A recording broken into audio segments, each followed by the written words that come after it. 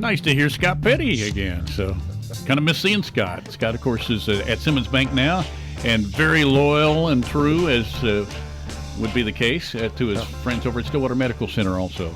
So, nice to have Scott around.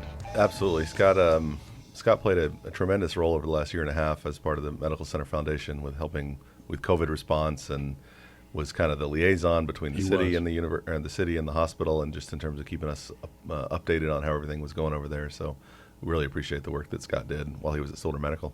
Absolutely. You were Citizen of the Year last year, weren't you? Yes, I was. And congratulations for that. Thank the you. mayor is in, Will Joyce. And I'm not sure what year, but Scott also was. Mm-hmm. A couple years ago, yeah. So. Well deserved, yeah. He played such a huge role in the Stillwater Strong sort of response to the parade tragedy. Absolutely. And his book, that raised put the money. book out and raised a ton of money to be able to build that memorial. And there's no bigger Stillwater guy than Scott Petty, for sure. Boy, that's a testament to you never know what's coming. Because, when you ran for mayor, you didn't know what was coming either, Mm-hmm. obviously. And I think you still would have run. I don't know. You can't predict a pandemic, so who knows what would have happened then. But we need a couple hours worth of show to talk all that through, I think. Well, yeah, I don't know, but it just you think of that on the national scene. Every time a president is sworn in, you go, he will have a crisis. Yeah. He or she will have a crisis, and you don't know what that's going to be. But you can look at every single president, and there's been a crisis that they had to deal with. Yeah, and usually on a grand scale. Mm-hmm. So, and that's where you were with the mayor. a little bit. So, Yep. and anyway, welcome. Thank you. Hey, before we do all that stuff and dive into whatever you want to dive into, you went to when you were picking out your road games this year. You picked the right one to go watch the Cowboys play football. Yeah, spent the weekend in Morgantown. Watched the Cowboys just utterly dominate West Virginia, Yeah. which was a little surprising. I figured we'd win that game, but man, it was. I had it as a close game too. Yeah, I didn't expect it, but great trip to Morgantown this weekend, and still a little hoarse from yelling and screaming at the game all day Saturday, but it was fun. Now, Good trip. when you go to a game like that, do you go as the mayor at all? Yeah, it was. This one was probably a little bit more of that this time because we actually. I was talking to Christy in the break. Actually, Christy, helped me connect with some of the local visitor folks over there. Okay. We drove an RV out this time, which Oh, was really? the first time we'd done that. How long does it take to get about there? A 16, 17-hour drive in an RV.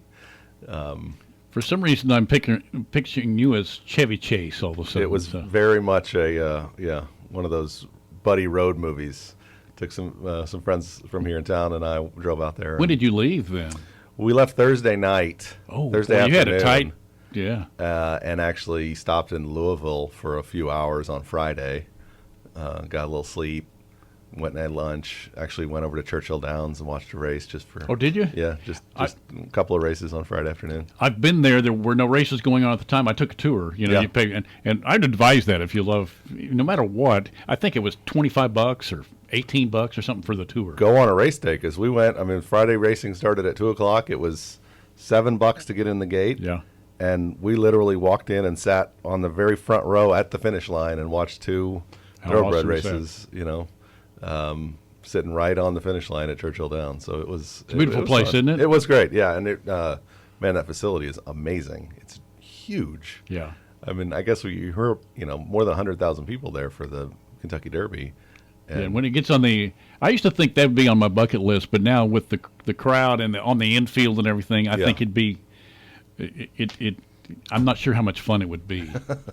I think it'd be more fun on a day like you It was chose. fun, yeah. There was, there were a few people there, actually. You saw somebody you knew. Well, we were in Louisville for, like I said, we just stopped there for a few hours, and Clemson was playing at Louisville on Friday or on Saturday, and so there were a ton of Clemson fans in town, all wearing orange.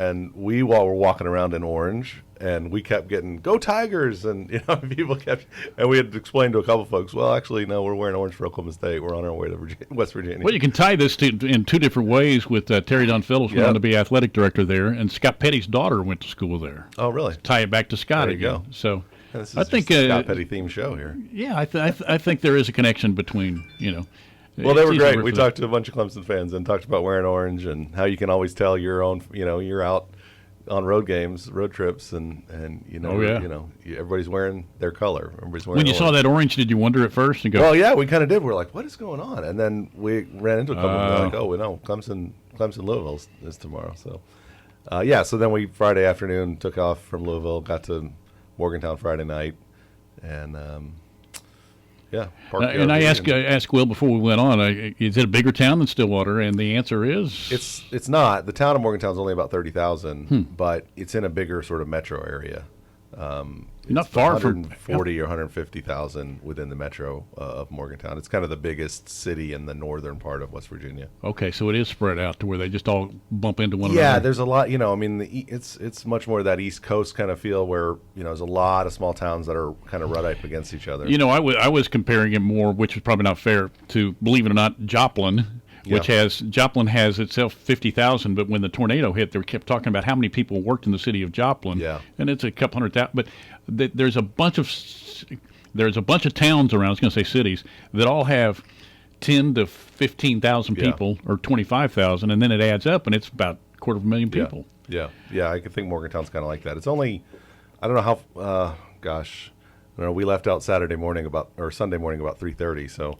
I'm not sure how long it took us to get to Pittsburgh. It's probably a couple hours, hour and a half, something like that to Pittsburgh. But south of there's really nothing. You did go to Pittsburgh then? Well, we came back. We drove up to Pittsburgh and then cross on I-70. Okay, that's sort of the fastest way home. But so we didn't go through Pittsburgh. But tell you what, Pittsburgh has really cleaned up. It's an awesome city.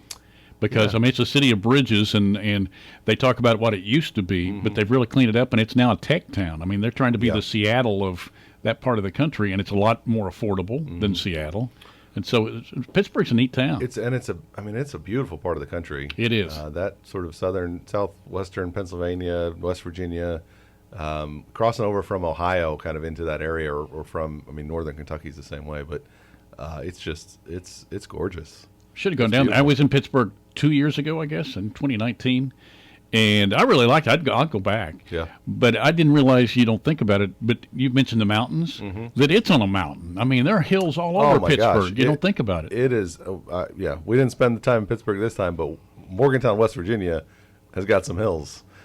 Just getting around the stadium. Think about, like, in Stillwater, if you wanted to walk around Boone Pickens, just kind of do the whole lap of all the tailgating areas. We did that in Morgantown, but we started from where we were parked, which is on a hill west of the stadium, basically higher than the stadium. We were looking down into the stadium from this hill, and we're not, we had to take steps down and ended up right at the west side gates of the stadium. So we're not like far away from it. We were right up next to it, but we were on a hill that was taller than the stadium itself. And then, you kind of go down into some other hills where the OSU Alumni Association tailgate was, which was, sort of farther to the, I guess, south and west of us, or south and east of us. We walked down a whole long way to get down there, and then coming back up the hills. Just taking a lap around the stadium was a workout. Yeah. You were going up and down the hills the whole you time. still are in coal mine country, aren't you? Yeah, absolutely. Yeah. So I don't know if that's the number one industry, but I don't know. We talked to a few folks. Everybody we talked to, by the way, was great. We kind of heard that West Virginia could be a little rough, and with folks being not as friendly as they are out here, but we didn't experience that at all. We talked to a lot of folks who really great and welcoming. That's what I've heard Robert Allen say too, is the fact that one of his favorite trips is out there. Actually, everybody's nice, and they're glad to be in the Big 12, or we're glad to be in the Big 12. Yeah, well, we talked to some folks about that too. They're kind of, at least the folks we talked to were like, we should have always been in the ACC. We like the Big 12, but we should have joined the ACC. And there's a lot of feeling that people think that maybe once Texas and OU pay their payout and West Virginia gets their cut of whatever money OU and Texas put in, then geographically, it's tough. You get that big. It'll be nice, adding Cincinnati, because Cincinnati's on the way out there. There'll be a closer one for them, and closer for us. Maybe a little bit more of a connection to West Virginia, but it's way out there, and it's just a different.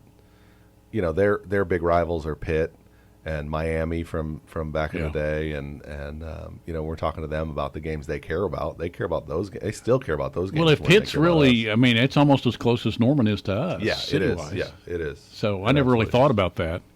Anyway, interesting. Do not like Pitt. I can believe that. It is it's one, it's sort of like how they look down on them. I'm Yeah. sure Pitt looks down you hayseeds in the West Virginia. I'm sure, yeah. And it's been a big, long time rivalry. It's one of those things that they, no matter who they're playing, they're chanting against Pitt. They could be playing. They're playing us. And there's people out there, yelling about they hate Pitt. We were talking about Nebraska and how they haven't been much in the Big Ten at all, and I wondered, it's sort of that same thing. You need a rival. Yeah. And I don't know that they have a rival in the Big Ten that takes them seriously. I mean, they don't have a history really with Ohio State. I mean, they may have one or two championship games against Woody Hayes and stuff. I don't know, but they don't. They don't have the OU Nebraska type of rivalry, and so it's kind of apathetic in that way. Yeah, and those. I mean, that's one of the things that made me so upset about the OU Right. leaving. I mean, I don't like OU in general, but having a rivalry game as part of your tradition, your schedule, and that thing that you play, those people that you get to play every year or twice a year, depending on the sport, that drives your fan base. I mean, it really does. I mean, just going to West Virginia and seeing how many people we talked to that brought up Pitt that had nothing to do. I mean, it was completely, but that drives, that's what kind of fuels a lot of the fan base, and so it was really. You'll never hear Sweet Caroline the same way again, will you? Very true. They have some special words to Sweet Caroline. Do they? Yes, they do. That are not repeatable on the radio. I didn't know they did that. Yeah, it's funny. I mean, they started talking about Sweet Caroline. I was like, oh, do you guys sing that here too? 'Cause everybody seems to sing that somewhere. Well, John Denver is their state song, right? Yeah, Country Roads, and, Yeah. and we heard that a few times. But yeah, honestly, that rivalry piece of it, I think, is such a big part of it. And all this realignment stuff and people moving around. It just, to me, it's like realignment in the major leagues when you start moving teams. The Astros switching from the National League to the. I still haven't gotten League used to the that. National Nothing. League. I know John has, but I still think they need to be over in the National League. Well, not to bring this up for Bartley again if he's listening, but when I can't remember who was it that hit the towering home run in the World Series out of the stadium. Soler. For the Braves. Soler, yeah. Everybody started comparing it to the Pujols home run in the NLCS when the Astros were playing the Cardinals in the NLCS in, what was that, 05? 4. Yeah, something like that. Matt can call in. I was on that team. And it compared it, and I was like, wait a second. Oh, yeah, the Astros were in the NLCS back then, and now they're the American League representative in the World Series. 15 years later? It's weird. Yeah, I guess we watch sports no matter what, but it seems like those kinds of things get kind of lost. And it will affect things when we lose these interleague rivalries a little bit. I think it does. I really do. I mean, I think it's so much fun to go out to these games, and I love travel. We try to go to one away game a year, and I love going to them because it's so much fun to see, the pride people take in their communities, the pride they take in their traditions. There's just, we love what we do here, and we're all very proud of what Stillwater's like. And of course, we're talking to everybody, hey, come to Stillwater, just handing out cards, call us when you're in Stillwater. Because we want to show them that too. We want to show them pride we have in our community. And you learn and borrow. I know that we do the. Did you go to the road rally? I think they call it the road rally. They always have. It's kind of like the walk on the road. Yeah. And that was taken. I forget. I think Jesse Martin was telling me. Maybe they went to South Carolina or something like that, and they were at a game and they go, "We got to do this." Yeah. Because you see stuff that you like. And there's nothing wrong with that. Sure. I mean, it adds to. That's why the walk started. Yeah, absolutely. And we missed that this time because the alumni spot was so far away from where we were, and we had to get back and get our tickets and everything. But yeah, I love going to the Alumni Association stuff on the road. We were down there for a while early before it kind of officially kicked off, but met a bunch of OSU people who live out in the East Coast, right? People who are from West Virginia, or somebody was from, I think they lived in Delaware, some folks that live down in kind of D.C., and they come out, a couple that we talked to said, oh yeah, we've been to every OSU West Virginia game in Morgantown because we're OSU fans and we live in, I can't remember what they said, Maryland maybe. Yeah. And they just come over and see us play. And it's great to meet those folks. Well, when we were getting ready to do our post game, and so, I watched the game on TV, and then about the 7-minute mark or whatever, I bust out and I hit the road and come here. And so I was listening to Dave and John and Robert. And Robert's on the sideline with Mason Rudolph. Yeah. Which is pretty cool. I mean, they go down because he made made it down there, and I thought, how cool is that? Yeah. That is the one awesome thing about college athletics is the fact that the pros still think they're a real team. It seems like, even though they're making a lot. And Robert, they were kind of short on time a little bit, but he did a good job with it. He was just glad to go and get his fist bumps and his chest hugs and whatever else he did. And so it was cool to hear. But he just had driven down, and they play tonight. Yeah, and we were right up kind of against the tunnel where the players came in and out of the stadium, and as they were leaving, there were people yelling at Mason. I didn't see him, or I didn't know. I saw him walk from behind as he was walking off, and everybody was like, "Is that Mason Rudolph?" And they're like, "Yeah, it's Mason Rudolph. He's down there."